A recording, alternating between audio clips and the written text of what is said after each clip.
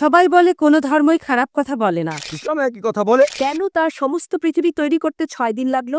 আপনি 9 মাস পরে জন্মাবেন। এতগুলো মানুষ দোজখে যাবে? তিনি অবাক হচ্ছেন, এতগুলো সবাই বলে কোনো ধর্মই খারাপ কথা বলে না, কিন্তু মুসলিমরা কেন অন্য ধর্মের লোকদের ইসলাম গ্রহণ করতে বলে? বোন, আপনি বললেন সব ধর্মে ভালো সব কথা থাকে, কিন্তু মুসলিমরা আমাকে ইসলাম গ্রহণ করতে বলে কেন? অন্য যেসব ধর্ম আছে সেগুলো যা বলে তার বেশিরভাগ কথাই ভালো, তবে ইসলাম ভালো কথা বলার পাশাপাশি আপনাকে দেখাবে কিভাবে সেটা অর্জন করতে হয়।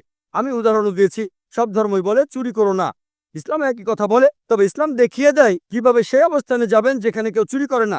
জাকাত দেন, সাহায্য করেন, এরপর কেউ চুরি করলে তার হাত কেটে ফেলেন, তাহলে চুরি করা বন্ধ হয়ে যাবে, কোনো অপরাধ থাকবে না। এজন্যই আমি বলেছিলাম যে ইসলাম ভালো কথা বলার পাশাপাশি আপনাকে দেখিয়ে দেবে কিভাবে সেটা অর্জন করতে হয়। যদি সর্বশক্তিমান আল্লাহ যে কোনো কিছুই তৈরি করতে পারেন, কেন তার সমস্ত পৃথিবী তৈরি করতে 6 দিন লাগলো?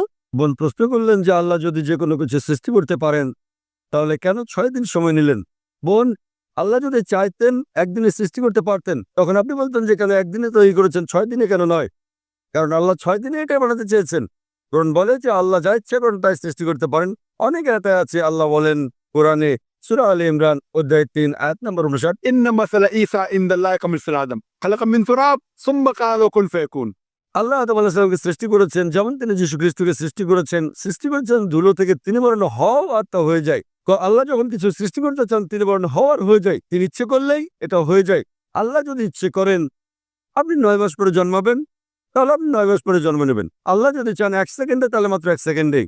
তো আল্লাহ চাইলেন যে তিনি কোনো কিছু 6 দিনে সৃষ্টি করবেন, তাই তিনি করলেন।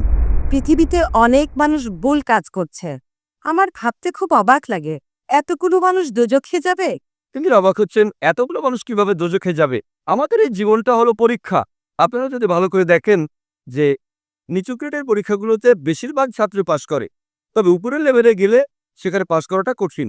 উদাহরণস্বরূপ কোনো কঠিন পরীক্ষায় বসেছেন, যেমন মেডিকেল কলেজে ভর্তি হতে গেলে আপনাকে পড়তে হবে, খাটাখাটনি করতে হবে, পড়াশোনা করতে হবে। একইভাবে বেহেশতে যেতে গেলে এটা সহজ কাজ না, এটা মেডিকেলে ভর্তির চেয়েও অনেক কঠিন কাজ। তাই এটা আসলে পরকালের জন্য পরীক্ষা। যারা আল্লাহর নির্দেশগুলো মেনে চলবেন তারা ইনশাআল্লাহ বেহেশতে যেতে পারবেন। আশা করি বোন উত্তরটা পেয়েছে।